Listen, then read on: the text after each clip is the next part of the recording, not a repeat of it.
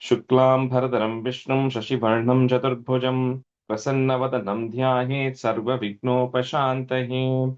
ॐ सहना भवतु सहनौ भुनक्तु सह वीर्यं करवावहै तेजस्विनावधीतमस्तु मा विद्विषावहै। ॐ शान्तिः शान्तिः शान्तिः। अगजानन पद्मार्कं गजाननमहर्निशम् अनेकदन्तं भक्तानाम् एकदन्तमुपास्महे। श्रीमहागणपतये नमः। गुरवे सर्वलोकानां विषजे भवरोगिणां निधये सर्वविद्यानां श्रीदक्षिणामूर्तये नमः। अस्मद्गुरुचरणारविन्दाभ्यां नमः। वसुदेवसुतं देवं कंसचाणूरमर्दनं देवकी परमानन्दं कृष्णं वन्दे जगद्गुरुं। ज्ञानानन्दमयं देवं निर्मलस्फटिकाकृतिम् आधारं सर्वविद्यानां श्रीहयग्रीवमुपास्महे। श्रीहयग्रीवमूर्तये नमः। सरस्वति नमस्तुभ्यं वरदे कामरूपिणि विद्यारम्भं करिष्यामि सिद्धिर्भवतु मे सदा। श्रीमहासरस्वत्यै नमः। उमाकोमलहस्ताब्जसम्भावितललाटकं हिरण्यकुण्डलं वन्दे कुमारं पुष्करश्रजं। வெற்றிவேல் முருகனுக்கு ஹரஹரோஹர. லோகவீர்யம் மகாபூஜ்யம் சர்வரக்ஷாகரம் விபும் பார்வதி ஹிருதயானந்தம் சாஸ்தாரம் பிரணமாம்யகம். சுவாமியே சரணமையப்பா. वागर्ताविव सम्पृक्तौ वागर्त प्रतिपत्तये जगदः पितरौ वन्दे पार्वती परमेश्वरौ। श्रीपार्वती परमेश्वराभ्यां नमः। कोमलं पूजयन् वेणुं श्यामलोऽयं कुमारकः वेदवेद्यं परं ब्रह्म तस्मै श्रीगुरवे नमः। अस्मद्गुरुचरणारविन्दाभ्यां नमः। श्रीकृष्ण गोविन्द हरे मुरारे श्रीनाथ नारायण वासुदेव। श्रीकृष्ण गोविन्द हरे मुरारे श्रीनाथ नारायण वासुदेव। श्रीकृष्ण गोविन्द हरे मुरारे श्रीनाथ नारायण वासुदेव।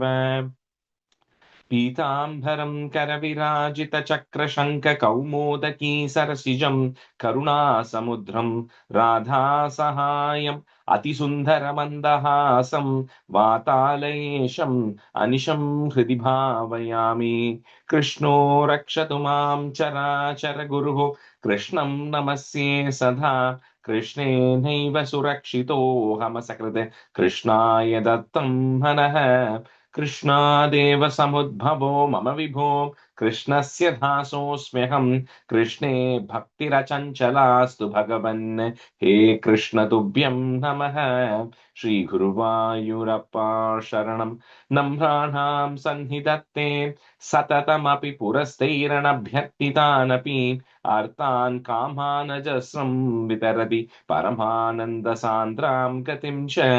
इत्थं निःशेषलभ्यो निरवधिकफलः पारिजातो हरे त्वं क्षुद्रं तं शक्रवाटी ध्रुवमभिलषति व्यर्थमर्त्यव्रजोऽयं। श्रीगुरुवायूरप्पा शरणं श्रीभट्टपादम् अनिशं हृदि भावयामि। वंशी विभूषितकरात् नवनीरदाभात् पीताम्बरात् अरुणबिम्बफलादरोष्टात् पूर्णेन्दुसुन्दरमुखात् अरविन्दनेत्रात् कृष्णात् परं किमपि तत्त्वमहं न जाने. കൈരണ്ടും കൂപ്പി ഞാൻ വീണ്ടുമീറക്കുന്നു നീരജലോചന നിന്നോടായി. ഏതീനു മഞ്ഞനെ കുമ്പീരേണ്ടാത്തോരു രീതിയിൽ നീ എന്നെ പാലിക്കുന്നായി.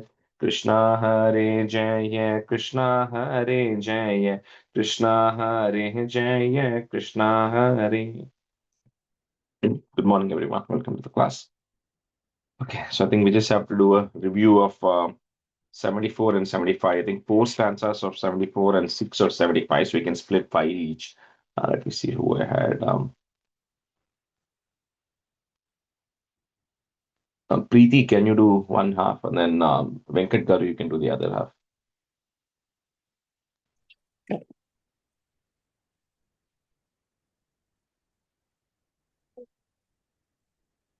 So Preeti, you can start from 74, 7th stanza. एष्यामीति विमुक्तयापि भगवन् आलेपदात्र्यातया दूरात् कातरया निरीक्षितकत् हि त्वं प्राविशो गोपुरम् आघोषानुमितत्वदाकमहा हर्षोल्ललदेवकी वक्षोजा प्रकलत् पयोरस मिषात्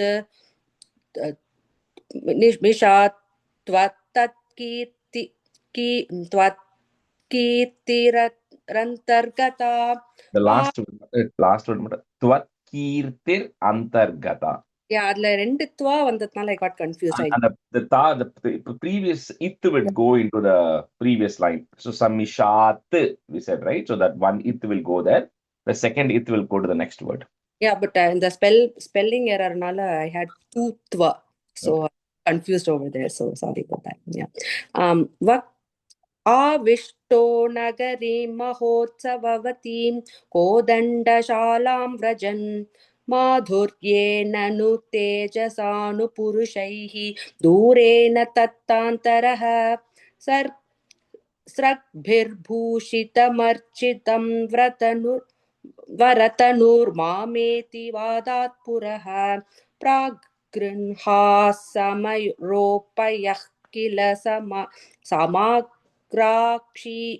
समाग्राक्षीर् अपाङ्क्षीरपि स्वः कं सक्षपनोत्सवस्य पुरतः प्रारम्भतूर्योपमश्चापत्वं स महाध्वनिस्तव विभो देवानरोमाञ्चयत् कंसस्यापि च वेपतुस्तदुचितः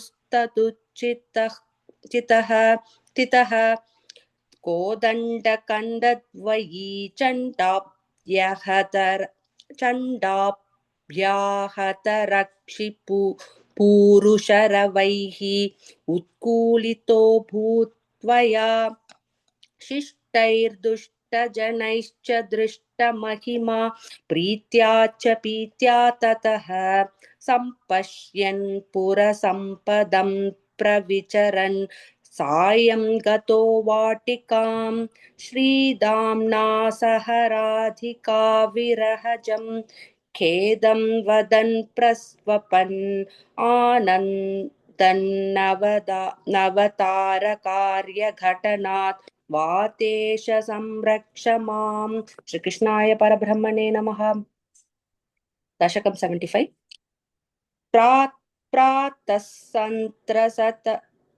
प्रातः सन्त्रस्तभोज क्षितिपतिवचसा प्रस्तुते मल्लधूर्ये सङ्घे राज्ञां च मञ्चनाभिययुषि गते नन्दगोपेऽपि हर्म्यम् कंसे सौधाधिरूढे त्वमपि सह पलसाणुकश्चारुवेषो रङ्गद्वारं गतो भूः कुपितकुवलया पीडना गावलीढम्. The second line and the middle word, yeah, Manchan Abhiyayushi. Rajnyam cha Manchan Abhiyayushi. Sanke Rajnyam cha Manchanabhiyayushi. Yeah. पापिष्टापेहि मार्गात् द्रुतमिति वचसा निष्ठुरक्रुद्धबुद्धेः अम्बस्तस्य प्रणोदाधिकजवजुषा हस्तिना गृह्यमाणः केलीमुक्तोत गोपीकुचकलशचिरस्पर्धिनं कुम्भमस्य व्याहत्य लीयथास्त्वं चरणभुवि पुनर्निर्गतो वल्गुहासी हस्तप्राप्योऽप्यगम्यो झटिति मनुजस्येव धावन् गजेन्द्रं क्रीडन्नापात्य भूमौ पुनरभिपतस्तस्य दन्तं सजीवम् मूलादुन्मूल्य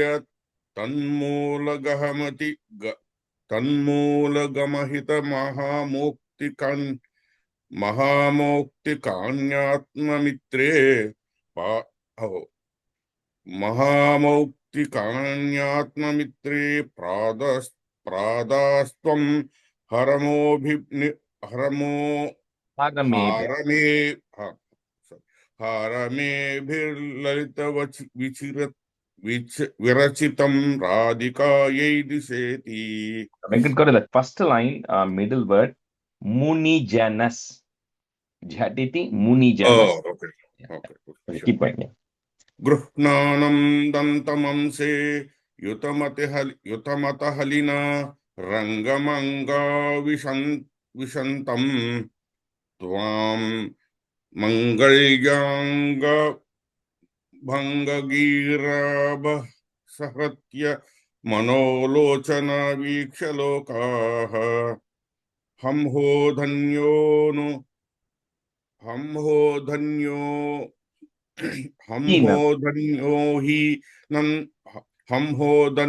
हि नंदो नहि पशुपालांगनाः नो यशोदा नो धन्ये क्षणाः स्मस्त्रिजगति धन्ये क्षणाः स्मस्त्रिजगति वयेमे वेति सर्वे शंसुः पूर्ण ब्रह्मैव साक्षात् निरवधि परमानंद सांद्र प्रकाशम गोप्येषु त्वं व्यालसीर्न खलु व्यालसीर्न That Velasihi Gopeshu व्यलासी गोपेषु त्वं व्यलासीः न खलु बहुजनैस्तावदा वेदितो भूः दृष्ट्वा तत्त्वां तदेदं प्रथममुपगते पुण्यकाले जनौघाः पूर्णानन्दविपापासर समभिजगुः त्वत्कृतानि स्मृतानि चाणूरो मल्लवीरस्तदनु नृपगिर मुष्टिको मुष्टिशाली त्वां रामाञ्चाभिपेदे झटझटिति मिथो मुष्टिपातातिरुक्षम् उत्पातापातनाकर्षण विविधरण रणान्यासतां तत्र चित्रम् मृत्यो प्रागेव प्रभुरगमदयम् भूरिशो बन्धमोक्षान्. Where we stop? Okay, all right. We'll continue from 7. So let me see who had for the first half. Lalita, you can be student, and Shubha Hari, you can be student. Okay, stanza 7. Hadhik kashtam kumarau sulalita vapushau mallavirau kathorau nadrakshamo vrajamastwaritamiti jane bhashamane tadhani chanuram tam karodbhamana vigaladasum potayamasitorvyam pishto bhun mushtiko pidrutamata halina nashtashishtair. So we saw in the last class about Krishna and Balarama Gopas entering into Mathura, and then how they came across first all when they entered into the arena on that day. So first they had Kuvalaya Pida who was actually blocking, and then after that they came, and then now the Chanura and Mushtika are now coming for a fight. So they had a conversation saying why they should fight or not fight. Now eventually they both start the wrestling. So it's a wrestling match, right? So now, when this Chanura and Mushtika are beginning to wrestle with Krishna and Balarama, like how the Indian old wrestling where they lock each other's hands, lock each other's feet, and then they blow, hit each other and all of that, and dragging each other. When all of this is happening, the people who are sitting in the arena who had, like we saw last time, how each one had a different impression of Krishna, right? Or they were looking at Krishna in a different way. So they all begin to wonder, saying, how unfair this is.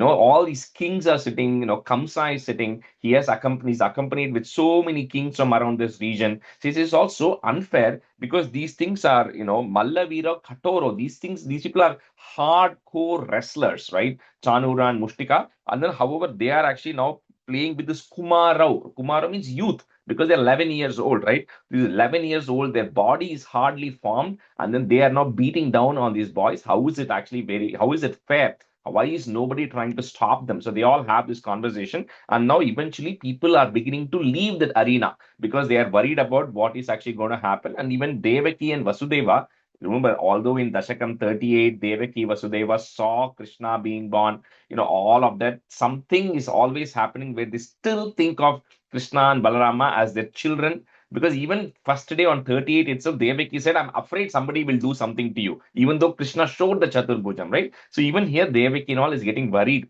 So everybody is beginning to leave the arena, worried what's going to happen. Hadhik Kashtam Kumarau Sulalita Vapushau Mallavira. Oh, sorry.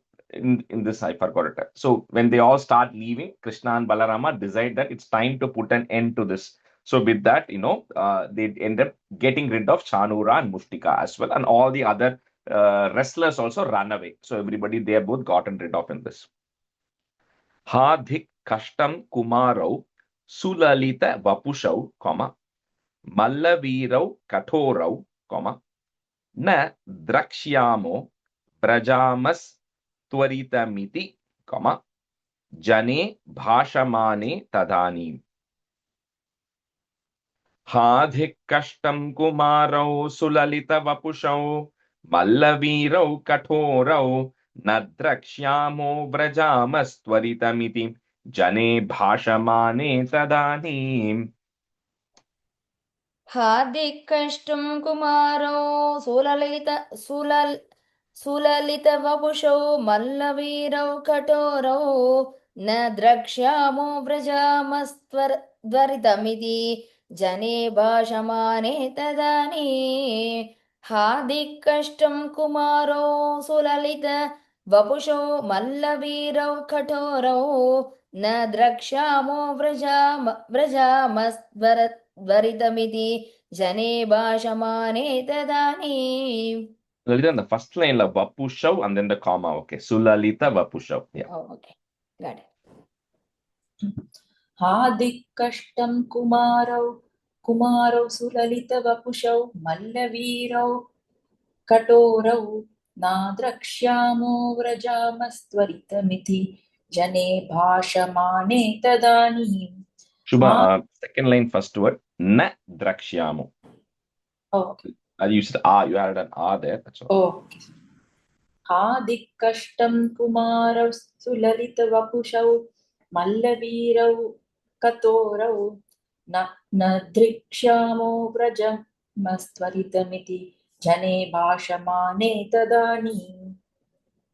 Chanuram tam karodbrahmana vigaladasum, potayamasitorvyam. That word you cannot break it. You have to say it together. Potayamasitorvyam, pishtobhun mushtikopi drutamata halina, nashta shishtair dhadave. So Mushtika is gotten rid by the one who carries the Halina, which is Balarama, and then Chanura, Krishna gets rid of him, and everybody else then runs away. Chanuram tam karod brahmana vigaladasum potayamasitorvyam pishto bhun mushtiko pidrutamata halina nashta shishtair dhadave.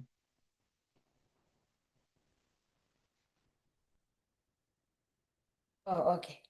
Chanuram tam karo Brahmana Vihaladasum Bodhayamasitorvyam Vishto Bun Mushti Gobi Dhridamadhalina Nashta Shishtai Tadave. Chanuram tam karo Brahmana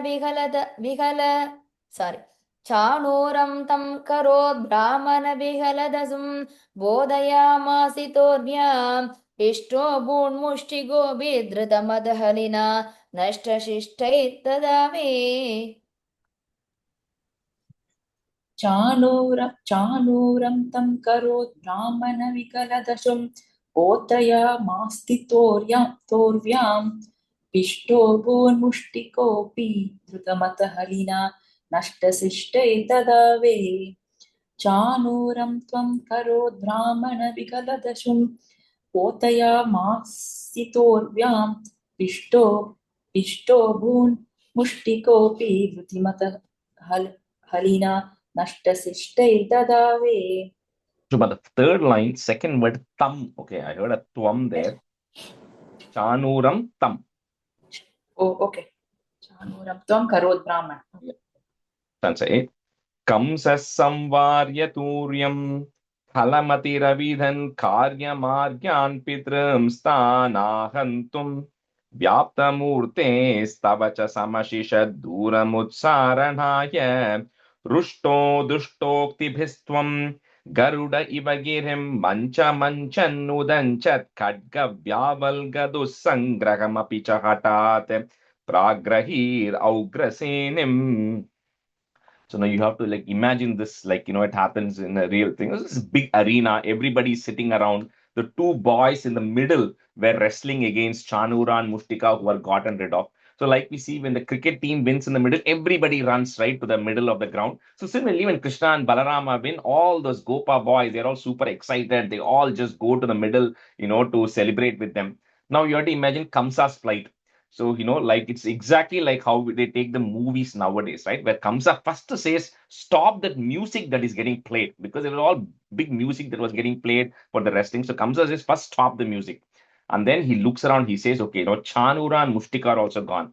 So he's afraid to tackle Krishna. So what he does, first thing he says is he orders them saying, the parents, Vasudeva and Devaki, you first go jail them.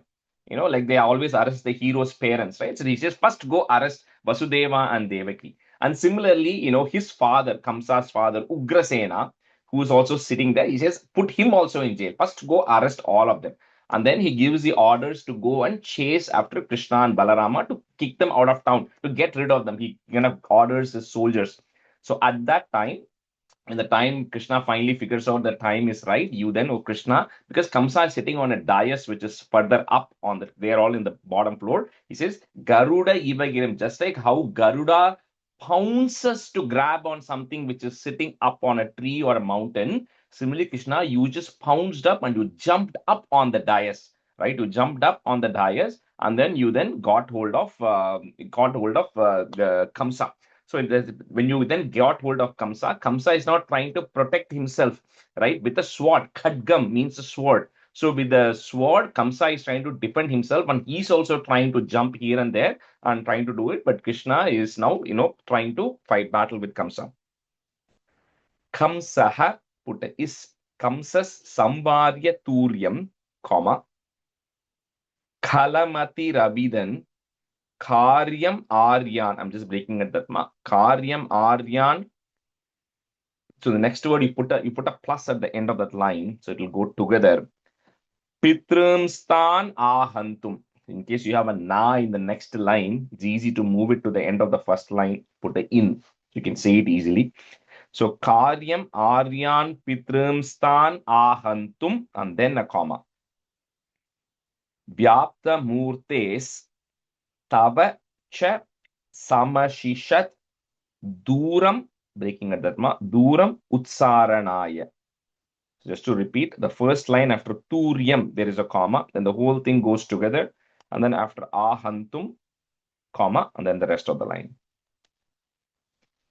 Kamsa samvarya turyam khalamati ravidan karyamaryan pitram stanahantum Vyaptamurte stavacha samashisha duramutsaranaya. Kamsa samvarya turyam kalamatiraviden karyamaryan pitrum stan agantum vyaptamurte stavacha sorry. Kamsa samvarya turyam kalamatiraviden karyamaryan pitrum stan agantum vyaptamurte stavacha samashisha duramutsaranaya. Kamsa Agantum kapram into comma, second line. Okay. So, and you end it as if that's the end of the first line. Karyamaryan pitrum stan agantum. okay, okay. Kamsa samvarya duryam kalamatiraviden karyamaryan pitrum stan agantum vyaptamurte stavacha samsisha duramutsaranaya. Kamsas samvarya turyam kalamatiraviden karyamaryan pitrum stana ahantum vyapta murte stavacha samashishat duramutsaranaya. Kamsas samvarya turyam kalamatiraviden karyamaryan pitrum stana ahuntam vyapte murte stavacha samashishat Duramutsaranaya. Second line, first word, ahantum. Antam. Okay, I think I was saying ahuntam. Ahantum. Rushto. Rajesh second lineல மூர்த்தேஷ் தவ ச அப்புறம் comma இருக்காங்க. Illa, that lines together. That's why we are pausing it after ahantum. We are pausing, and the rest of the line goes together. Okay, thank you. Vyapta murte tavacha samashisha duramutsaranaya. Rushto dushtokti bhistvam, comma, garuda iva girim mancha manchan udanchat. The only place you can break it is if you have the double na and the u, which is coming later. Mancha manchan, you can put as a in and a u to break that. That's the only logical point where you can break it. Or you can say it together also, but mancha manchan udanchat, put a plus. Khadga vyavalga dussangrahamapi cha hatat. So up to that, comma. So first third line after bistvam, comma, and then the whole thing together after hatat, comma. Pragrahir augrasenim. Augrasenim means son of Ugrasena. So refers to Kamsa, that's all. Rushto dushtokti bhistvam garuda ivagirhim mancha manchan nudanchat khadga vyavalga dussangrahamapi cha hatat pragrahir augrasenim. Rushto duštokti bistvam garuda iva girim mancha manchannudanchate. Sorry, I'm breaking down. And the Okay. bistvam kapram put the comma, pause there. Okay, bistvam. Okay. Rushto duštokti bistvam garuda iva girim mancha manchannudanchate kadkavya valgatu sangrahamabicha. Sorry. Nurdra salrela please. I'll tell you where you mean. And the udanchat you are saying, right? So Yeah. don't stretch that. Just say udanchat kadgav. Okay. Rushto duštokti bistvam garuda iva girim mancha manchan udanchat kadkavya valgadu sangrahamabicha hatat pragrahi raugrasenim. Rushto duštokti bistvam garuda iva girim mancha manchan udanchat kadkavya valgadu sangrahamabicha hatat pragrahi raugrasenim.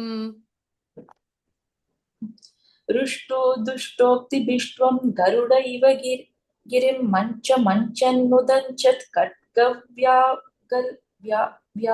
valga dushan grahamapi cha hatat pragrahir augrasenim. Rushto duštokti bistvam garuda iva girim mancha manchanudanchat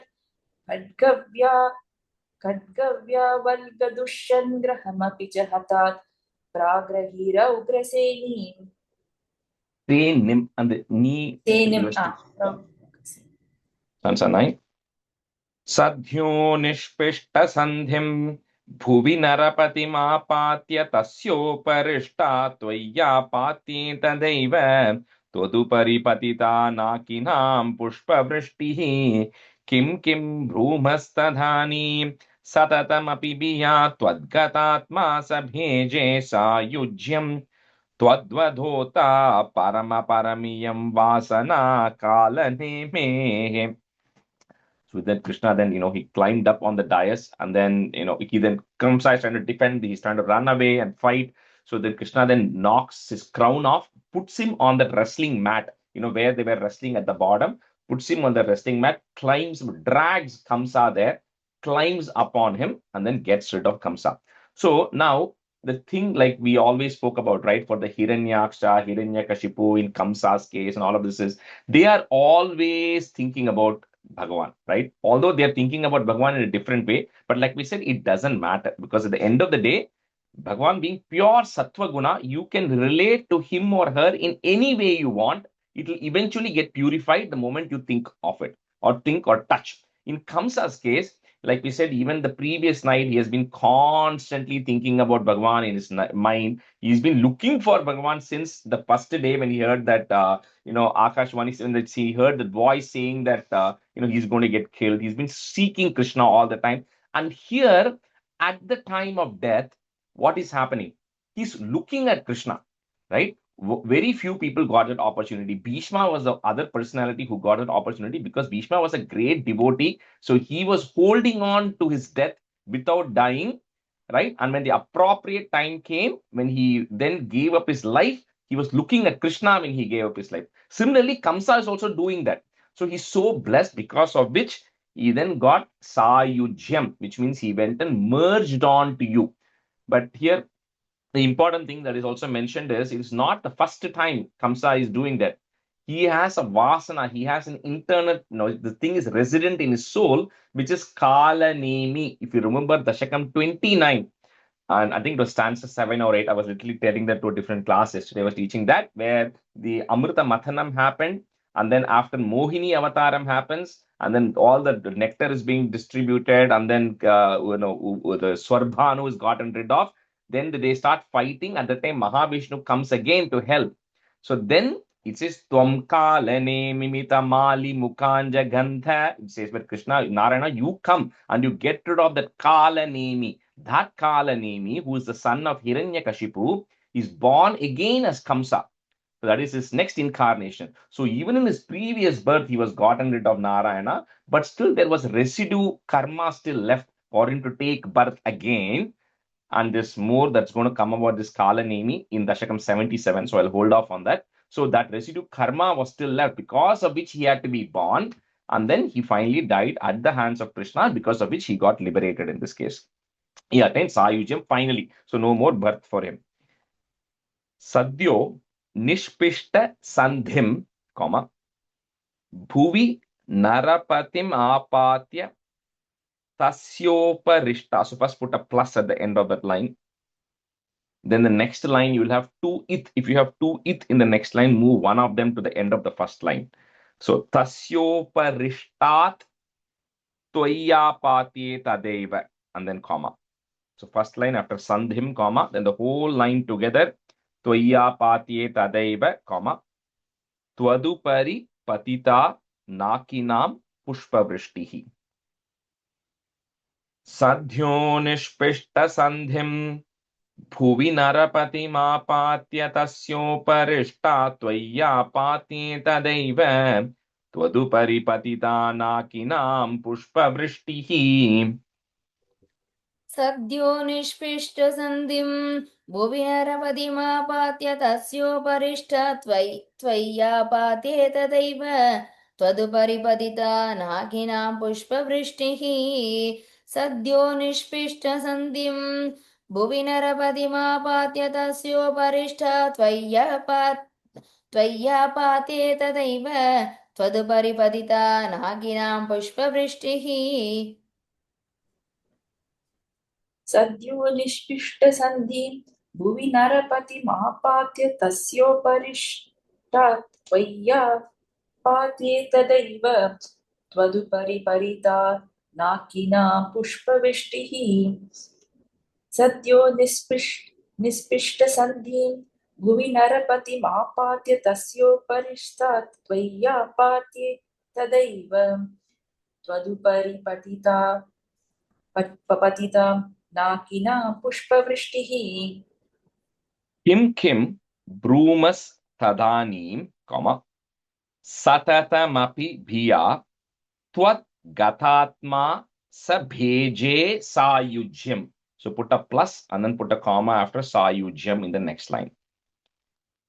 Twadvadhota parama paramiyam vasana kalanemehe.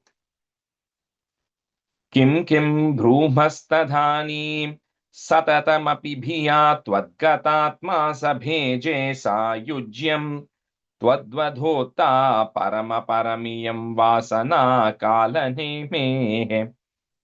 किं किं भ्रूमस्तदानीं सततमभिभियाद्वत्कदात्मा सभेजे सायुज्यं त्वत्पदतोत्ता परमपरमियं वासनाकालनेमेः The किं fourth line after sayujyam is a comma. Okay. Okay किं किं भ्रूमस्तदानीं सततमभिभियात्वत्कदात्मा सभेजे सायुज्यं त्वद्वदोत परमपरमियं वासनाकालनेमेः किं ब्रूमस्तदानीं सततमपि भीय त्वद्गतात्मा स भेजे सायुज्यं त्वद्वद्धोता परमपरमियं वासना कालनेमेः किं ब्रूमस्तदानीं सततमपि भीय त्वद्गतात्मा स भेजे सायुज्यं त्वद्वद्धोता परमपरमियं वासना कालनेमेः Uncertain. तद्भ्रातॄनष्टपिष्ट्वा द्रुतमतपितरौ सन्नमन्नुग्रसेनं कृत्वा राजानमुच्चैर्यदुकुलमखिलं मोदयन् कामधानैः भक्तानामुत्तमं चोद्धवममरगुरोराप्तनीतिं सकायं लब्ध्वा तुष्टो नगर्यां पवनपुरपतेरुन्धिमे सर्वरोगान्. This Kamsa also had 8 other brothers. So Krishna and Balarama, they all got rid of those 8 brothers. Essentially, that entire thing is cleaned up, and once everything is done, then you go and put Ugrasena, who's Kamsa's father, as the ruler of Madhura. And then you then go and free your parents, Vasudeva and Devaki, although they were not jailed, but they were also still stuck, there. So you then go and they are now freed from all of that bondage as well. And then the most important character is getting introduced here called Uddhava.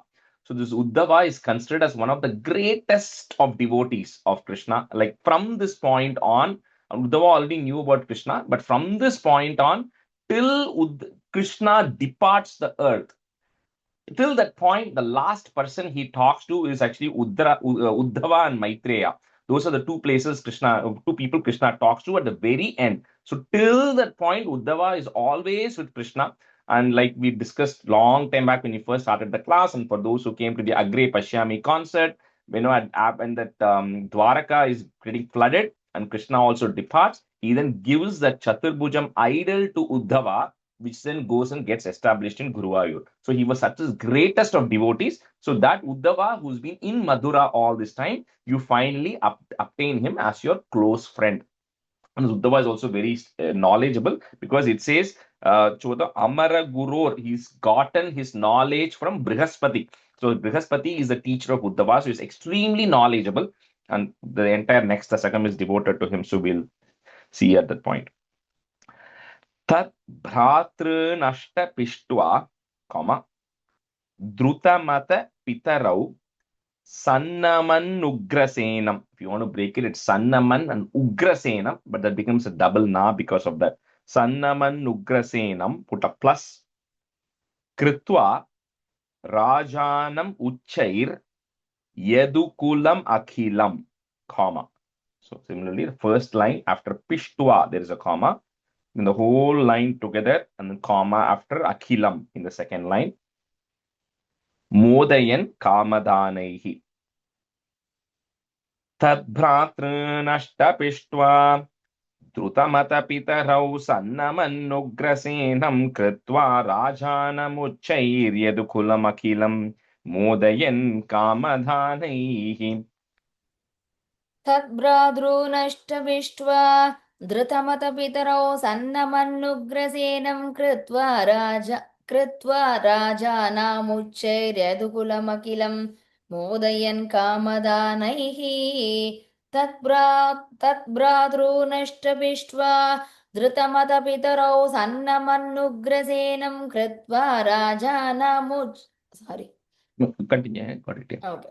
तद्भ्रातॄनष्टभिष्ट्वा धृतमतपितरौ सन्नमन्नुग्रसेनं कृत्वा राजानामुच्चैर्यदुकुलमखिलं मोदयन् कामदानैः तद्भ्रातृनष्टापिष्ट्वा धृतमतपितरौ सन्नमन् उग्रसेनं कृत्वा राजानमुच्चैर्यदुकुलमखिलं मोदयन् कामदानैः तद्भ्रातृनष्टापिष्ट्वा धृतमतपितरौ सन्नमन् उग्रसेनं कृत्वा राजानमुच्चैर्यदुकुलमखिलं मोदयन् कामदानैः.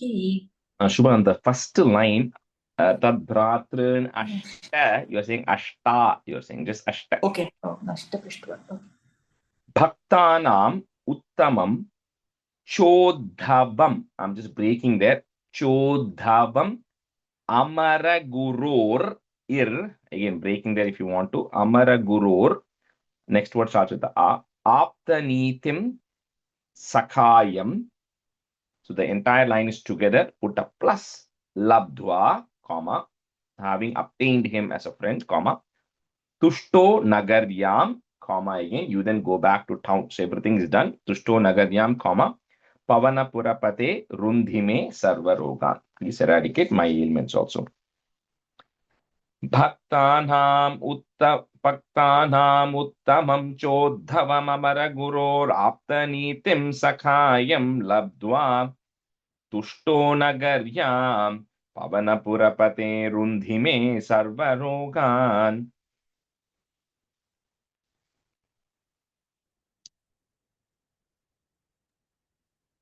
भक्तानामुत्तमञ्चोद्वममरकुरोराप्तनीतिं सकायं लब्ध्वा दुष्टो नगर्यां भवनपुरपते रुन्दिमे सर्वरोगान् भक्तानामुत्तमञ्चोद्वममरकुरोराप्तनीतिं सकायं लब्ध्वा दुष्टो नगर्यां भवनपुरपते रुन्दिमे सर्वरोगान्.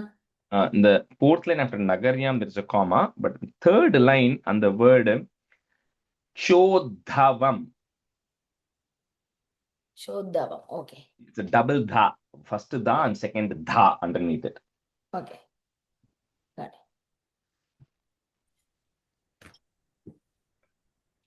भक्तानामुत्तमञ्चोद्धवममरगुरोराप्तनीतिं सकायं लब्ध्वा दुष्टो नगर्यां भवनपुरपदे रुन्दिमे सर्वरोगान्. भक्तानामुत्तमं चोदपममरगुरोर् आप्तनीतिं सखायं लब्ध्वा तुष्टो नगार्यां पवनपुरपते रुन्दिमे सर्वरोगान्. भक्तानामुत्तमं चोदवम् अमरगुरोर् आप्तनीतिं सखायं लब्ध्वा तुष्टो नगार्यां पवनपुरपते रुन्दिमे सर्वरोगान्. Nagaryam. I think some places you're adding an extra. You're reading from English, right, Shubha? Yes. Yeah, you will get some places that extra a is getting added. Oh, okay. Like Tushto Nagaryam.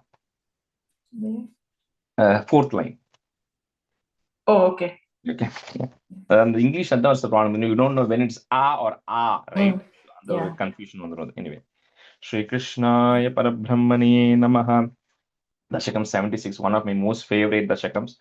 Lot of good Dasakams. This is also one of them. So, Uddhava Dutya Varnanam. So, sending Uddhava as a messenger, as a Dutya.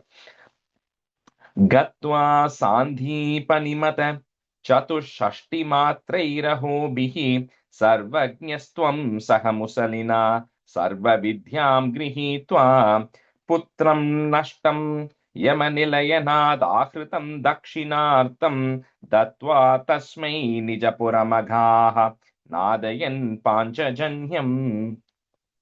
So now Ugrasena has been established there. So Kamsa is gotten rid of, his entire brothers, everybody is gone. So finally there is peace in the region. And then Krishna and Balarama are finally united with their parents, Vasudeva and Devaki. And now everybody's beginning to think Krishna is like 11 years old and he was with Nandagopa, right? So he was like a Vaishya because they were in a trading business. So you don't need to go and study much. You have your family business, you just continue. So Krishna was chilling in his childhood, just grazing, and that was his only job, was to go and take cows for grazing. Now suddenly people are beginning to think you are now in Mathura, you're going to have a kingdom, right? After this, because Kamsa is gotten rid of, right? So all of this is nobody. So it's going to go to Vasudeva and eventually Krishna. So you have to study something, Krishna. So, they say, no, you have to go and at least go to school now. So, so they say when Balarama has not gone to school. So they say, okay, both of you have to go to this teacher called as Sandipani. So you have to go to this Sandipani's ashramam, and then you have to go learn everything that is there for a Kshatriya to learn, because now they are a Kshatriya. So you have to learn, the rules, administrative things, the fighting and everything. Now, Krishna can't say, I already know everything. Then people will start suspecting. He says, okay, I go. So Krishna and Balarama, they both go to school to Sandipani's ashram. But the beauty part is, in Tamil, they say 64, and the 64 Tamil and some kalai, right? All 64 kalai. 64 கலைகள். அதுக்கு இன்னொரு word வருமே. Anyway. ஆய கலைகள். 64 கலைகள். So 64, that's what it is, right? So, he says here, and the word over there, Chatushashti, Shashti Matera Hobihi. So 64 days, he learns all the 64 things that is to be learned. So each one is music is one line, arts is one, weaponry is one, administration is one. Each of that is one branch that is there. So 64 branches, Krishna learns it off in 64 days and he's done, right? He says, okay, I need the better things to do. So not attending school. So he finishes that. That's where he meets his friend, Sudama, who's going to come later, but not mentioned right now. I'm just saying that's where he ends up meeting him. So now when it's done, then he goes to his guru, Sandipani, and says, I have to give you a guru dakshina, right? What do I give you as guru dakshina? So the Sandipani and his wife, they actually tell him that their son has been recently is gone. They don't know where he is. They don't know if he's alive or dead or he's missing essentially. So he then goes and tells Krishna, I want you to bring my son back. So now you don't even know if the son exists or not, right? So Krishna and Balarama then go. No, Krishna knows where the sun is. So they both go to the west coast. They go to the Arabian Sea. And there is a demon called as Shankachuda. So that Shankachuda demon, some say he's in the form of a conch. Other people say he's in a conch-shaped vehicle underwater, like a submarine, right? So he goes there. Then he knows that Sandipani's son is there. He goes and recovers, brings back Sandipani's son, and then brings back the conch, which is so when Krishna incarnates, right, all the associated things and paraphernalia also incarnate along with him. So this was that Panchajanyam, which was already there. So which Krishna now brings it back, and then he comes back and gives Sandipani the son back. So this is going to get referenced in the 88th Dasakam when we talk about Santana Gopalopakhyanam, at which time Devaki will say, Ni Sandipaniki, you got back his son, but I lost 6 children. What happened to that? That question Devaki is going to ask in the 88th Dashakam. So right now, this is the reference. So with Sandipani, he brings back the son and then he gets back Panchajanyam. Gatva Sandipani Mata, Chatush Tashti Matrairahobihi, Sarvagnyastvam Saha Musalina, Sarva Vidyam. You may not have the im there, add the im if you don't have it. Sarva Vidyam Grihitva Putram Nashtam, again. Yama Nilayanad Ahritam. If you want to break it, Nilayanad Ahritam. Yama Nilayanad Ahritam Dakshinartam, Datva Tasmai Nija Puramagaha, If you don't have a Visarga, add that there. Puramagaha. Nadayan Panchajanyam. Gatva Sandhi Panimata चतुष्षष्टिमात्रैरहोभिः सर्वज्ञस्त्वं सह मुसलिना सर्वविद्यां गृहीत्वा पुत्रं नष्टं यमनिलयनादाहृतं दक्षिणार्तं दत्त्वा तस्मै निजपुरमघाः नादयन् पाञ्चजन्यम् गत्वा सान्दीपनिमत चतुष्षष्टिमात्रैरहोभिः सर्वज्ञस्तं सह मुसलिना सर्ववेद्यां गृहीत्वा पुत्रं नष्टं यमनिलयनादाहृतं दक्षिणार्थं तद्वा तस्मै निजपुरमघाः नादयन् पाञ्चजन्यम् गत्वा सान्दीपनिमत चतुष्षष्टिमात्रैरहोभिः सर्वज्ञस्त्वं सह मुसलिना सर्ववेद्यां गृहीत्वा पुत्रं नष्टं यमनिलयनादाघृतं दक्षिणार्थं तद्वा तस्मै निजपुरमघाः नादयन् पाञ्चजन्यम् गत्वा सान्दीपनिमत चतुष्षष्टिमात्रैरहोभिः सर्वज्ञस्त्वं सह मुसलिना सर्वविद्यां गृहीत्वा पुत्रं नष्टं यमनिलयना आहृतं दक्षिणार्थं दत्त्वा तस्मै निजपुरमगाः नादयन् पाञ्चजन्यम्. A third line after nashtam, Shubha comma is there, okay? Oh, okay. गत्वा सान्दीपनिमत चतुष्षष्टिमाते अहोभिः सर्वज्ञस्त्वं सह मुसलिना सर्वविद्यां गृहीत्वा पुत्रं नष्टं यमनिलयना आहृतं दक्षिणार्थं दत्त्वा तस्मै निजपुरमगाः नादयन् पाञ्चजन्यम्. Yeah, we'll switch halfway. Shailaja, Praveen, you can be a student, and Minu, you can be student. Stanza 2.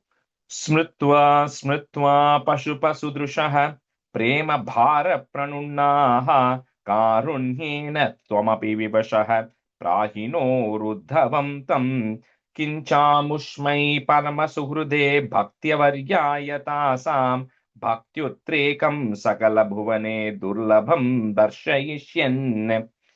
So this Uddhava, we see, right, like where when somebody is hanging out with somebody for a really long time, or you really like somebody, then you start imitating all of those characteristics, right? The people in Las Vegas who impersonate Elvis really love Elvis, right? They dress up like him, they behave like him. You can't tell whether that's real Elvis or not, right? So like that, similarly, and anybody who's a Rajini fan, they behave like that, they dress up like him. Uddhava was so dear to Krishna, right? He used to be always around Krishna all the time. And because of which his characteristics and his mannerisms also start becoming like Krishna.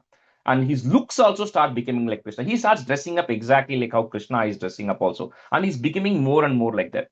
But he had one thing. He always felt, I have learned from Brihaspati himself. I have all the knowledge, right? Why am I not given the title of a Brahma Rishi? So he had a little bit of pride in him, saying that, well, I am so educated, I'm so knowledgeable, but people don't seem to recognize this and appreciate me enough. I should be given the title of a Brahma Rishi. Yeah, that is one story going on.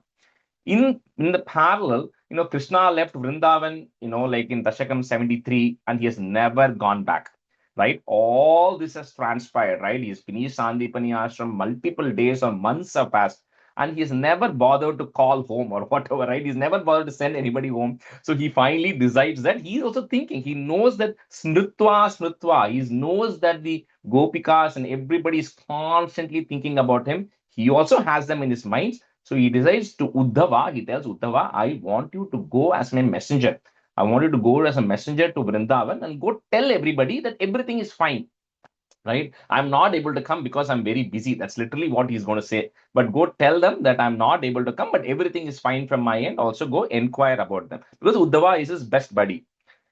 Smritva pashupa sudrushaha, prema bhara pranunnaha, karunyena Tvamapi vivashaha, comma, Prahinor uddhavam tam, Kincha mushmai parama suhrude, Bhakta varyaya tasam, comma, Bhaktyudrekam sakala bhuvane, Durlabham darshayishyan.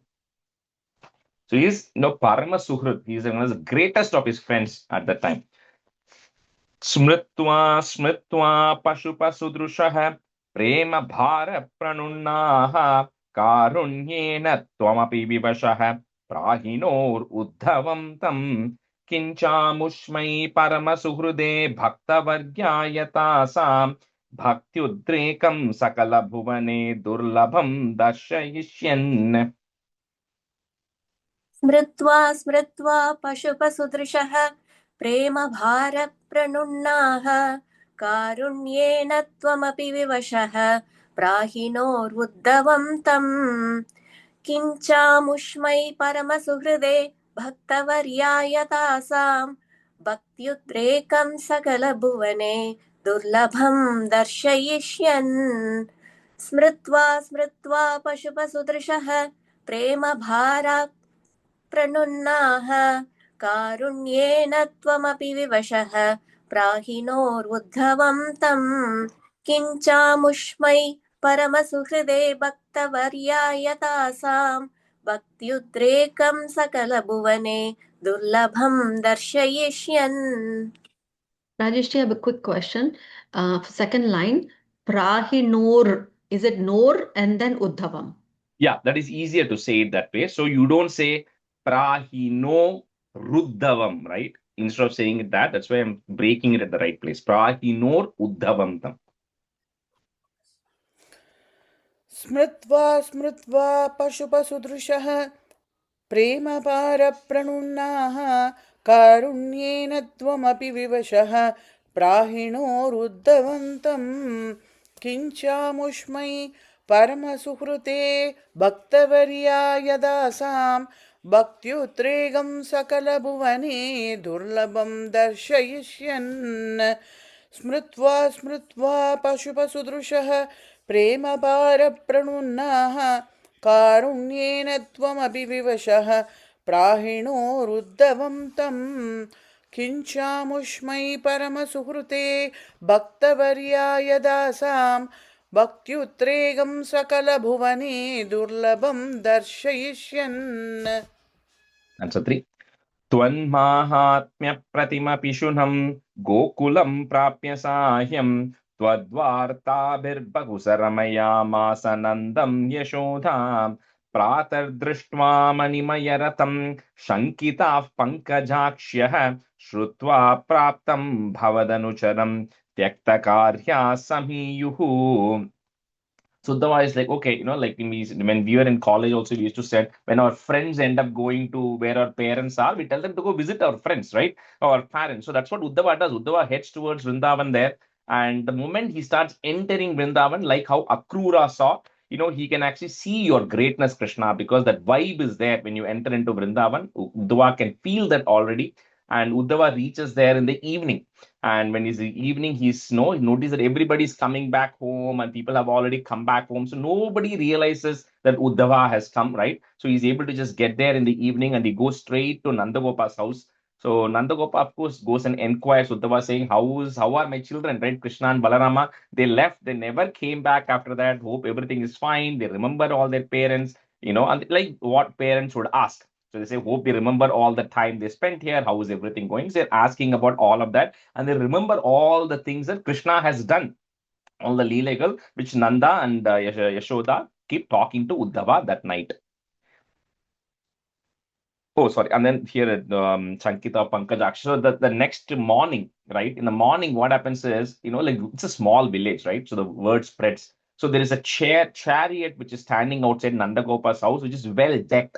So immediately anybody who sees says some guest has come to Nandagopa's house, and the guest seems to be in a well-decorated chariot. So the last person who came like that was Akrura, who came and took Krishna away. So maybe they brought Krishna back. So with this, the word spreads that probably Krishna has come back, and all these gopikas and gopas, everybody come over to Nandagopa's house to see who has actually come there. Twan Mahatmya Pratima Pishunam, comma, Gokulam Prapya Sayam, comma, Twadvartabhir Bahu Sa Ramayamasa Nandam Yashodam. So that line is together. Pratar Drishtva Manimaya Ratham, comma, Shankitaha, put a F, Shankitah Pankajakshyah, comma, Shrutva Praptam Bhavadanucharam, comma, Tyakta Karyaha, put a Is Karyas Samiyuhu. Tvanmahatmya Pratima Pishunam Gokulam Prapya Sahyam Twadvartabhir Bahusaramayamasa Nandam Yashodam Pratar Drishtva Manimaya Shankitah Pankajakshyah Shrutva Praptam Bhavadanucharam Tyakta Karya Samiyuhu. त्वन्माहात्म्य प्रतिमपिशुनं गोकुलं प्राप्य सायं बहुसरमया मासनन्दं यशोदां प्रातर्दृष्ट्वा मणिमयरथं शङ्किताः पङ्कजाक्ष्यः श्रुत्वा प्राप्तं भवदनुचरं त्यक्तकार्या समीयुः. A second line, first word, Twadvartabhir. त्वद्वार्ताभ्य त्वन्माहात्म्य प्रतिमपिशुनं गोकुलं प्राप्य सायं त्वद्वार्ताभिर्बहुसरमया मासनन्दं यशोदां प्रातर्दृष्ट्वा मणिमयरथं शङ्किताः पङ्कजाक्ष्यः श्रुत्वा प्राप्तं भवदनुचरं त्यक्तकार्या समीयुः. त्वन्माहात्म्यप्रतिमपिशुनं गोकुलं प्राप्य सायं त्वद्वार्ताभिर्बहुसरमयामास नन्दं यशोदां प्रातर्दृष्ट्वा मणिमयरथं शङ्किताः पङ्कजाक्ष्यः श्रुत्वा प्राप्तं भवदनुचरं त्यक्तकार्या समीयुः. त्वन्माहात्म्यप्रतिमपिशुनं गोकुलं प्राप्य सायं त्वद्वार्ताभिर्बहुसरमयामास नन्दं यशोदां प्रातर्दृष्ट्वा मणिमयरथं शङ्किताः पङ्कजाक्ष्यः श्रुत्वा प्राप्तं भवदनुचरं त्यक्तकार्या समीयुः. That's a fourth. Drishtva chainam twadupamalasat veshabhushabhiramam smritva tava vilasitan yuchakaistani tani ruddha lapaha katamapi punar gadgatam vachamuchuhu saujanyadhi nijaparabidham apyalam vismarantyah. So they all come there thinking, probably Krishna has come. And when they enter there, they see Uddhava. Like we saw, Uddhava is dressed up exactly like Krishna. There are two people who always used to dress up like Krishna. One is Uddhava.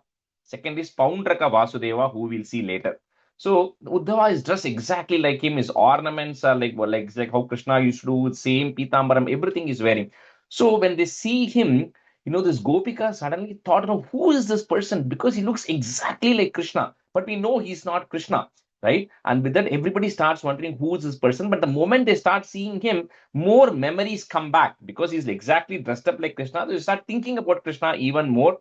But the Gopikas initially are very quiet because some random stranger has come. They have no idea who it is. So you can't immediately go question everything to him. Then they come to know that he's actually come from Madura. He's, is Krishna's acquaintance, right? And so at some point, the Gopikas, they forget all this shame and humility and all of these things. They said, we are directly going to ask Uddhava. So they kind of take him to one corner and they start beginning to questioning him about Krishna there.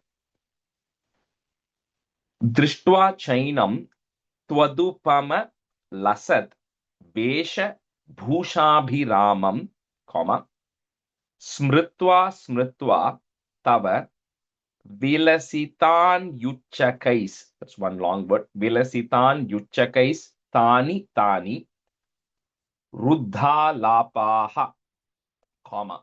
So they're all beginning to choke because they were the emotions because of which they are not even able to talk initially. So Ruddha Lapaha, comma, Katamapi Punar Gadgadam Vachamuchuhu, comma, Saujanyadin Nija Para Bidam, breaking at that ma, Bidam Apyalam Vismarantyah. दृष्ट्वा चैनं त्वदुपमलसद्वेषभूषाभिरामं स्मृत्वा स्मृत्वा तव विलसितान्युच्चकैस्तानि तानि रुद्धालापाः कथमपि पुनर्गद्गदां वाचमूचुः सौजन्याधीन् निजपरभिधामप्यलं विस्मरन्त्यः.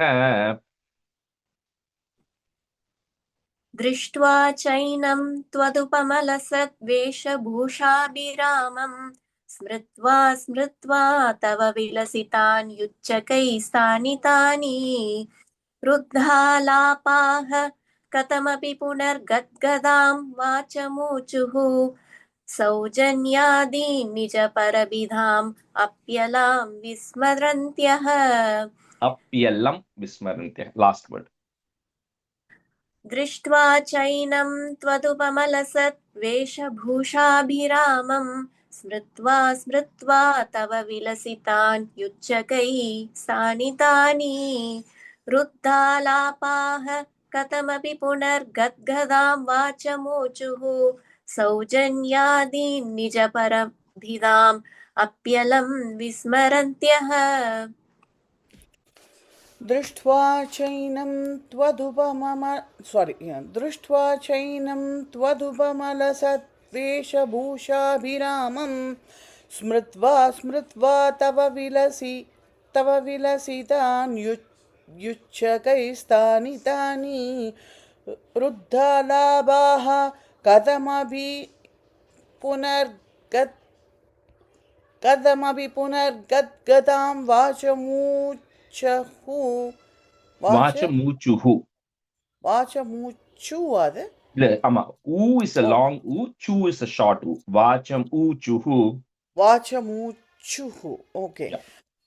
இங்கே சா கொடுத்துருக்கேனுங்க. Okay, வாச்சமூச்சுஹு சௌஜன்யாதீன் நிஜபரபிதாம் அப்யலம் விஸ்மரந்தியः दृष्ट्वा चैनं त्वदुपमलसद्वेषभूषाभिरामं स्मृत्वा स्मृत्वा तव विलसितान् युच्चकैस्तानि तानि रुद्धालाभाः कथमपि पुनर्गद्गदां वाचमूचुः सौजन्यादीन् निजभरभिताम् அப்யலம் விஸ்மரந்தியः. ஸோ பட்டத்ரிக்கு வந்து சைனா ப்ராடக்ட்ஸ் ஒரிஜினல் மாதிரியே இருக்குங்கிறது தெரியுது. திருஷ்டுவா சைனம்னு எழுதியிருக்காருல. Uddawa looks like கிருஷ்ணான்னு. உங்களுக்கு தான் அந்த மாதிரிலாம் தெரியுது. ஸ்ரீமன் கிம் த்வம் பித்ருஜன கிருதே பிரேஷிதோ நிர்தயேன क्वासौ कान्तो नगरसुदृशाम् आहरे नातपायाः आश्लेषानाम् अमृतवपुषो हन्तते चुम्बनानाम् उन्मादानाम् कुहकवचसाम् विस्मरेत् कान्तकावाम्. Like in the previous line it says Ruddha Lapaha, they're choking with emotion, and Punar Gadgada means not able to talk, stammering, right? The words are not coming out of their mouth because they're reminded of Krishna even more. So now they take Uddhava to a corner, right? And it says in the previous verse, Saujanyada means all the norms and traditions what they might have of, some random stranger has come. These are all like village women. So whatever they don't care about any of that right now, right? So they get Uddhava to a corner and say, looks like we heard that you are like the close friend of Krishna, right? You have come on behalf of Krishna here, right? Then they start questioning, does he even remember us? I'm sure he remembers his parents. He sent messages to his parents and all of those stuff. But does he even remember us anymore? And they could all talk through comparison, just like how in a particular tree, when the fruits are all gone, the birds which feed on the fruits just leave. They just abandon that tree and go away. So similarly, Krishna just abandoned all of us and just left out of the blue one morning. and he's never come back, right? So, does he even, how is he doing? Does he even remember us? And they keep talking about all the things, saying, on that Rasa Krida, on that autumn night, how Krishna spent time with us. We still remember everything from Krishna, but he doesn't seem to think about us anymore. Shriman Kim Tvam, comma, Pitrjana Krite Preshito Nirdayena, comma, Kwasau Kanto Nagara Sudrusham, comma, Ha Hare Natha Payah. Just, because poet, he writes it so beautifully. He says, because he went to the city, has he fallen for all the city girls that, he has now completely forgot about, everybody who is back home, because, he's a youth right now, and he's like, kids have gone to college, he don't call us anymore. Similarly, he doesn't, care about us anymore. He's getting busy there. So, Nagara Sudrisham, comma, Ha Hare Natha Payah. Ashleshanam, just breaking at that ma there. Ashleshanam Amrita Vapusho Hanta Te Chumbananam. Put a im at the end of that line, comma. Next line, the Munmadanam becomes u. Unmadanam Kuhaka Vachasam, comma. Vismaret Kanta Kava. Shrimhan Kim Tvam Pitrjanakrite Preshito Nirdayena Kwasau Kanto Nagara Sudrusham Ahare Nathapaya Ashleshanam Amrita Vapusho Hantate Chumbananam Unmadhanam Kuhaka Vachasam Vismaret Kantakava. श्रीमन् किं त्वं पितृजनकृते प्रेषितो निर्दयेन वासौ कान्तो नगरसुदृशाम् आहरेणातपायाः आश्लेषाणाम् अमृतवपुषो हन्तते चुम्बनानाम् उन्मादानां गुहकवचसां विस्मरेत् कान्तका वा श्रीमन् किं त्वं पितृजनकृते प्रेषितो निर्दयेन क्वासौ कान्तो नगरसुदृशाम् आहरेणातपायाः आश्लेषाणाम् अमृतवपुषो हन्तते चुम्बनानाम् उन्मादानां गुहकवचसां विस्मरेत् कान्तका वा श्रीमन् किं त्वं पितृजनकृते प्रेषितो निर्दयेन क्वासौ कान्तो नगरसुदृशाम् हाहरे नादपायाः आश्लेषाणाम् अमृतवपुषो हन्तते चुम्बनानाम् उन्मादानां गुहकवचसां विस्मरेत् कान्तका वा श्रीमन् किं त्वं पितृजनकृते प्रेषितो निर्दयेन क्वासौ कान्तो नगरसुदृशाम् हाहरे नादपायाः आश्लेषाणाम् अमृतवपुषो हन्तते चुम्बनानाम् उन्मादानां गुहकवचसां விஸ்மரேத் காந்தகாவா. ஒரே ஒரு டவுட், இந்த ஆஷ்லேஷான்றது கோத்திரம் தானே? இல்ல, this refers to the embracing. All the, so this is going a little bit ஆலிங்கனம் மாதிரி ஆஷ்லேஷா. ஆலிங்கனம் மாதிரி, ஆமா, ஆஷ்லேஷன். Stanza 6. Rasa Kridha Lulita Lalitam Vishlatat Keshapasham Mandodbhinna Shramajalakanam Lobhaniyam Twadangam Karunyabdhe Sakradapi Samalingitum Darshayeti Premonmadhat Bhuvana Madana Twatpriyas Twambilepuhu. So Twatpriyad, all these people who are dear to you. It's a little bit of continuation of the previous one, like I already said. They keep remembering all the memories of Krishna and telling it to Uddhava, saying, how they used to spend time with Krishna. And they specifically in this, they talk about the Rasa Krida, saying on that night, Krishna was with us. He spent time with us. He embraced us, right? We still remember, Krishna. We remember how his hair was. We remember how he was dressed. We remember how he played his flutes. All of that they keep telling, and they keep remembering about him again and again.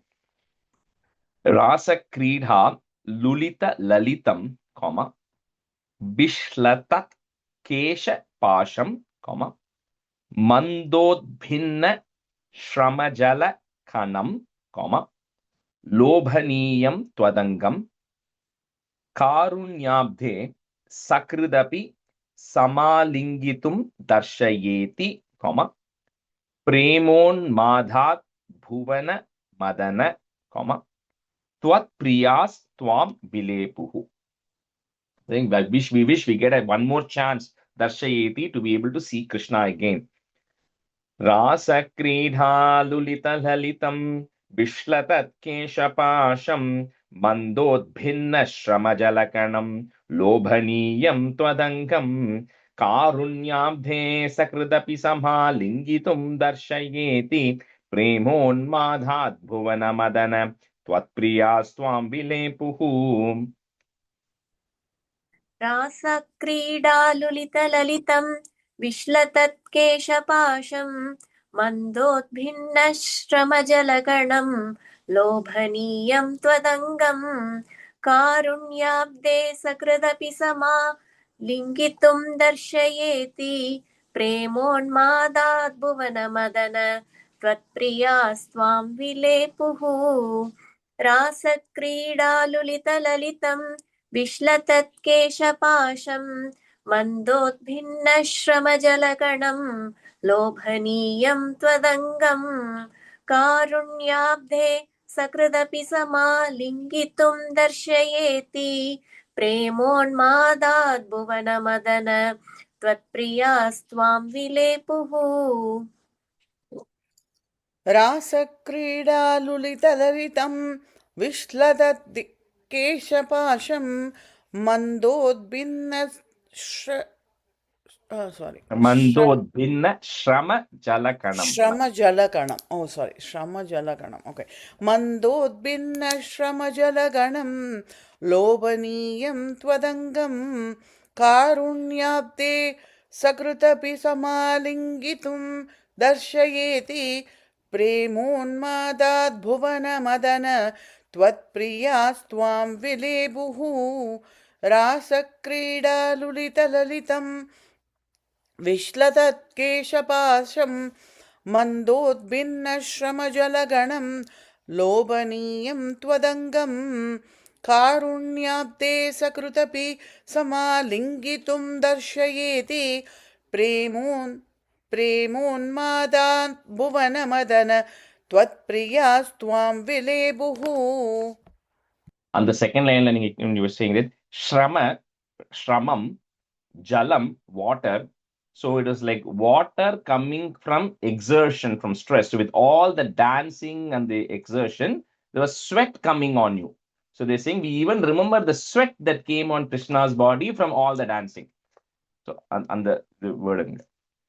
Stanza 7. Evam prahir vivasha vachanaihi akula gopikastas tvatsandeshai prakriti manayate sota vijnana garbhaihi भूयस्ताभिर्मुदिता मतिभिः त्वन्मयीभिर्वधूभिः तत्तद् वार्ता सरसमनयत् कानिचित् वासराणि. So when Uddhava hears all of these things, he's constantly hearing them saying, oh, we wonder what's happening to Krishna. He says, okay, it's time for him to respond back right now, right? And like Uddhava, we said, is very, very knowledgeable. And he is one of the few who realized the greatness of Krishna upfront. Like he knew he's not an ordinary personality. He is an incarnation of the Lord who has come. He probably may not know the extent of the incarnation, but he knows it's an incarnation. So he then has a message from Krishna. Krishna has also sent him a message. So he's telling these Gopikas, Gopikas, you are all so attached to Krishna as a person, right? But you are now forgetting to see how divine he is. You are forgetting to see him as a Bhagavan, right? He says you have to understand the jnanam first, right? And that's why I love this chapter, because the way Uddhava is going to finish it and the way it's going to end is how it will change, right? He says you have to understand knowledge first. He says you keep getting attached to Krishna as a person, right? You said you should not do all that, right? Uddhava is saying you should go study the Vedas, you should go study the scriptures, you go study the Upanishads, because Uddhava himself is Vijnana Garbhaihi. He's pregnant with knowledge, He's so knowledgeable. He's pregnant with knowledge, right? So he teaches them all of these things, saying you should do all these things. You should do austerities. You should do puja. You should do all of these regular things. And he says, like you already are blessed because you had an opportunity to interact with Krishna, right? But which even the sages and all cannot attain. But he says, now the message I'm coming to bring you is, with Krishna has said, he is the Paramatma in everybody. So don't try to want him to be in person. He's inside of you. You think of him. It doesn't matter where he is. He gives all this knowledge to them, right? Now, the reason I'm kind of casually saying this is intentionally because Uddhava is a very spiritual, knowledgeable person. The Gopikas are very ordinary people who are in a village who don't know any of the stuff, right? So to them, Uddhava is coming and giving all this knowledge, which it doesn't resonate with them. They are not able to relate to it. So he's saying, like when you go through a Jnana Margam, right? It doesn't apply to everybody, right? When people are talking about, Brahman and talking about, it may not apply to everybody. So I'm not trying to say it in a less manner. I'm just saying in the context of how the Gopikas are receiving it, which is, it doesn't strike with them. When Uddhava says, Krishna is in your heart, Krishna is there here, Krishna is there, you don't have to see him in person, go study the Vedas, study the scriptures, do all this tapas, do all this penance. For them, it doesn't relate at all. So they're like, okay, this guy is coming and telling me something which I'm not able to understand. But anyway, little bit their thing goes down, their sorrow goes down a little bit because at least Krishna has sent some message according to them, right? Krishna is remembering them and Krishna has sent some message with them. So, evam prayet vibasha vachanaihi. The ra goes away, put a visarga comma, vachanaihi. Next word starts with the a. Akula gopikas. Put a plus at the end of that line. And that is from the next line will get joined. Gopikas tas tvat sandeshaihi. Put a f, sandeshai. Prakritim anayat, comma.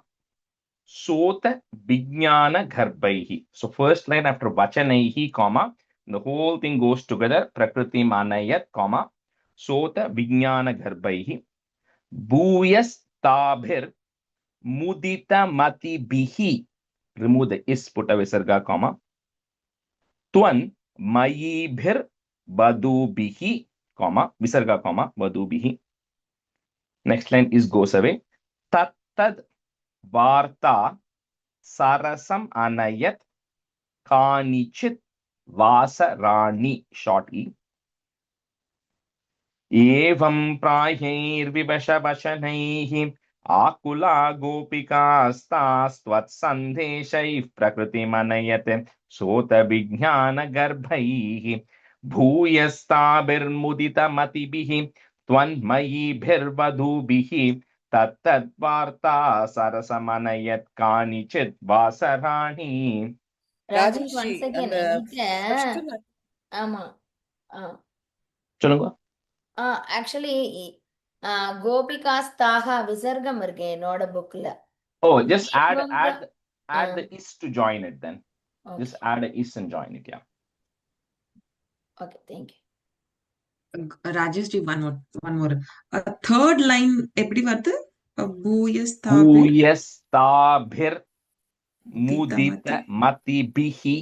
Visarga comma is goes away. Twan Mayibhir Vadhubihi. Thank you.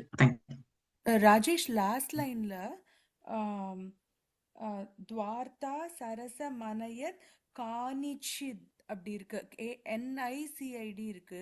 நீங்க கான்ஷியத்னு சொன்னீங்க. இல்ல Kanichit, correct only. Kanichit. Okay. Kani. Kanichid. Okay. एवं प्रायर्विवशवचनैः आकुला गोपिकास्तास्त्वत्सन्देशैः प्रकृतिमनयत् सोतविज्ञानगर्भैः भूयस्थाभिर्मुदितमतिभिः त्वन्मयीभिर्वधूभिः तत्तद्वार्ता सरसमनयत् कानिचिद्वासराणि एवं प्रायर्विवशवचनैः आकुला गोपिकास्तास्त्वत्सन्देशैः प्रकृतिमनयत् सोतविज्ञानगर्भैः भूयस्थाभिर्मुदितमतिभिः त्वन्मयीभिर्वधूभिः तत्तद्वार्ता सरसमनयत् कानिचित् वासराणि एवं वचनैः आकुला गोपिकास्तात्त्वत्सन्देशैः प्रकृतिमनयत् सोतविज्ञानगर्भैः भूयस्ताभिर्मुदितमतिभिः त्वन्मयीभिर्वधूभिः तत्तद्वार्ता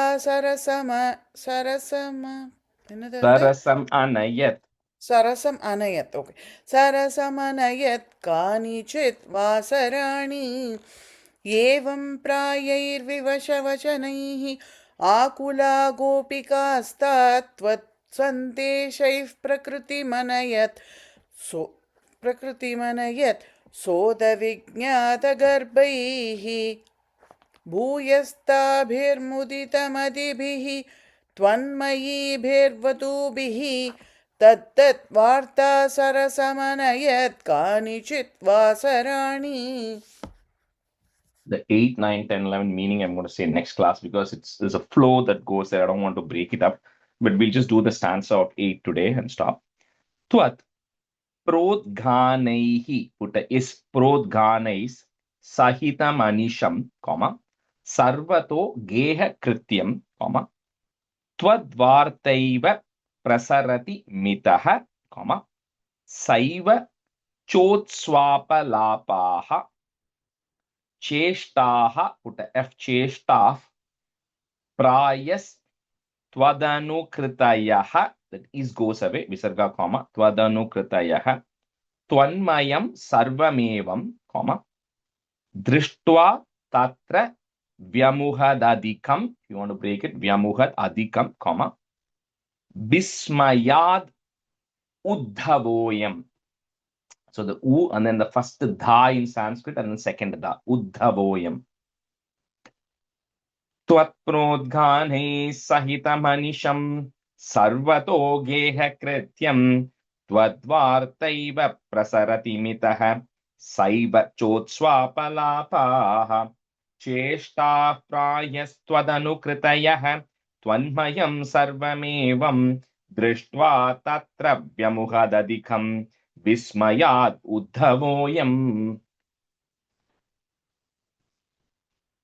त्वत्प्रोद्गानैः सहितमनिशं सर्वतो गेहकृत्यं त्वद्वार्तैव प्रसरति मितः सैव चोत्स्वापलापाः चेष्टाः प्रायस्त्वदनुकृतयः त्वन्मयं सर्वमेवं दृष्ट्वा तत्र व्यमुहदधिकं विस्मयाद् उद्धवोऽयं त्वत्प्रोद्गानैः सहितमनिशं सर्वतो गेहकृत्यं त्वद्वार्तैव प्रसरति मितः सैव चोत्स्वापलापाः चेष्टाः प्रायस्त्वदनुकृतयः त्वन्मयं सर्वमेवं दृष्ट्वा तत्र व्यमुहदधिकं विस्मयाद् उद्धवोऽयम्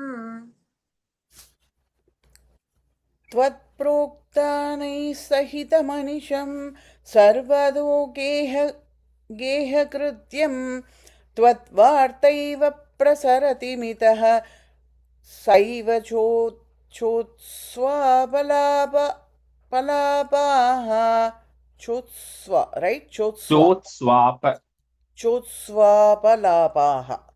चोत्स्वापलापाः चेष्टाः प्रायस्त्वदनुकृतयः त्वन्मयं सर्वमेवं दृष्ट्वा तत्र व्यमुहत् अधिकं विस्मयात् उद्धवोऽयं त्वत्प्रोक्तानैः सहितमनिशं सर्वतो गेहकृत्यं त्वद्वार्तैव प्रसरति मितः सैव चोत्स्वाबलाभाः चेष्टाः घृतयः त्वन्मयं सर्वमेवं दृष्ट्वा तत्र व्यमुहत् अधिकं विस्मयात् उद्धवोऽयम्. Shri Krishnaya Parabrahmane Namaha. And the class here today. सान्द्रानन्दावबोधात्मकमनुपमितं कालदेशावधिभ्यां निर्मुक्तं नित्यमुक्तं निगमशतसहस्रेण निर्भास्यमानम् अस्पष्टं दृष्टमात्रे पुनरुरुपुरुषार्थात्मकं ब्रह्मतत्त्वं तत्तावद्भाति साक्षात् गुरुपवनपुरे हन्त भाग्यं जनानां कायेन वाचा मनसेन्द्रियैर्वा बुद्ध्यात्मना वा प्रकृते स्वभावात् करोमि यद्यत् सकलं परस्मै नारायणायेति समर्पयामि. Thank you everyone. Thank you. Thank you, Rajesh. Bye everyone. Bye.